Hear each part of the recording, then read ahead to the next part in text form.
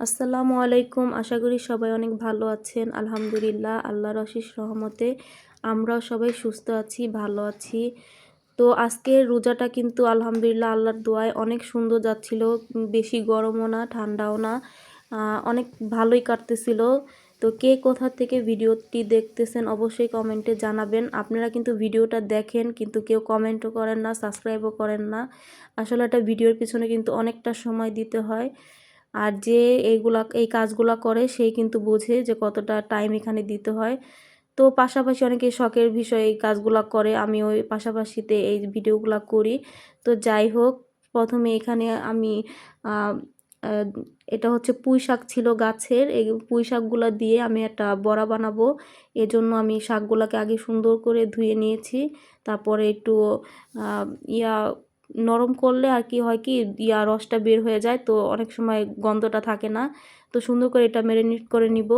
আর তারপরে আমি অন্য কিছু কাজ করব। এদিক দিয়ে সুন্দর করে মাখানো শেষ, তো এদিক দিয়ে হচ্ছে আমার আম্মু ধনিয়া পাতা, তারপরে হচ্ছে গরম মশলা, মানে যা যা দিতে হয় সব কিছু, পেঁয়াজ মরিচ, তারপরে পাঁচফোড়ন। অনেকে কিন্তু আলুর চপ এটা দেন না, কিন্তু দিলে দেখবেন অন্যরকম একটা ফ্লেভার আসে, খেতে ভালো লাগে। তো তারপরে ওটা করে নিলাম। তারপরে এদিক দিয়ে ডিম চপ বানাচ্ছিলাম। তো কে কে কি দিয়ে ইফতার করলেন অবশ্যই জানাবেন। আসলে এমনও মানুষ আছে যারা আজকের দিনে রাস্তায় থাকবে, বা আল্লাহ যার রিজিকে যেরকম রাখছে এরকম হবে। এদিক দিয়ে আমার আম্মু হচ্ছে সুন্দর করে এইগুলা ভাজতেছিল, আর এই যে দিক দিয়ে দিয়ে দিচ্ছিল আলুর চপ, তারপরে বেগুনি, সব কিছুই করা ছিল। তো আগেই প্রথমে আম্মু বলতেছিল যে পেঁয়াজিগুলো আগে ভেজে নিই। তো সুন্দর করে ভাজতেছিল আর আমি ভিডিও নিচ্ছিলাম। আসলে দুজন একা একা থাকি, তো এই জন্য পাশাপাশি ভিডিওগুলো করতে আমাদের টাইম যায়, ভালো লাগে। তো কে কোথা থেকে দেখতেছেন অবশ্যই কিন্তু আপনারা কমেন্টে জানাবেন। আসলে আপনাদের একটা কমেন্ট, একটা সাবস্ক্রাইবার কিন্তু ভিডিও করার জন্য অনেক আগ্রহ বাড়ায়। তো যাই হোক, এদিক দিয়ে দেখতে দেখতে আমার আম্মু হচ্ছে আলু যে বেগুনিগুলো দিয়ে দিচ্ছিল।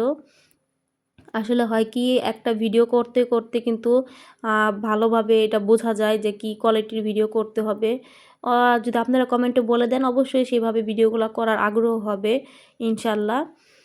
তো আপনারা সেহরিতে কে কী খাবেন না খাবেন এটাও জানাবেন, কার কেমন যাচ্ছিল রোজা অবশ্যই জানাবেন। দেখতে আম্মু হচ্ছে শাকের বড়াগুলো দিয়ে ফেলতেছিল। আসলে সময় বেশি ছিল না, এই জন্য তাড়াতাড়ি করে একটু সব কিছু করতেছিল, যে সময় বেশি নাই। আমরা আজকে বুঝতে পারি নাই। আসলে প্রথম ইফতারের দিন কিন্তু অনেকের এরকম হয়, টাইম মেনটেন করতে পারি না আমরা সময় মতো। তো যাই হোক, আসলে বাসায় যদি আব্বু থাকতো বা ভাই টাই যারা থাকতো তাহলে কিন্তু একটু আগ্রহ বেশি হইতো। যেহেতু মহিলা মানুষ বাসায়, এজন্য ওই তাড়াহুড়ার ইয়াটা বেশি নাই।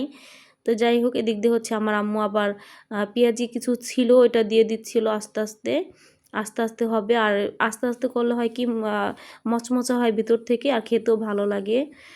তো আজকে অনেকে কিন্তু ছোটোবেলা আমরা অনেক ভুল করতাম, যে এক একটা জিনিস মুখে দিয়ে ফেলতাম। আপনারা কে কে এরকম হয়েছে কি না অবশ্যই জানাবেন আমাদের। আসলে এই জিনিসগুলা, ছোটোবেলার এই কাহিনীগুলো মনে পড়লে কিন্তু এমনিতেও অনেক ভালো লাগে।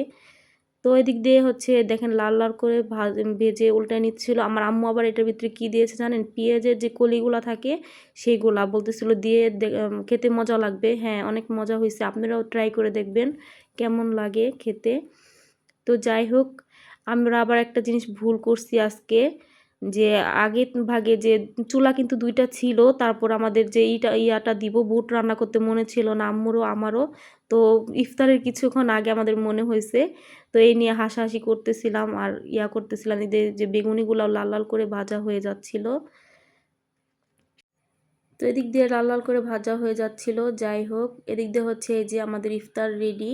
এদিক দিয়ে হচ্ছে শাকের বড়া ছিল, বুট ছিল, পেঁয়াজু ছিল, আলুর চপ ছিল, বেগুনি ছিল, তারপরে টমেটোর চপ ছিল, তারপর হইতেছে ডিমের বড়া ছিল। আলহামদুলিল্লাহ।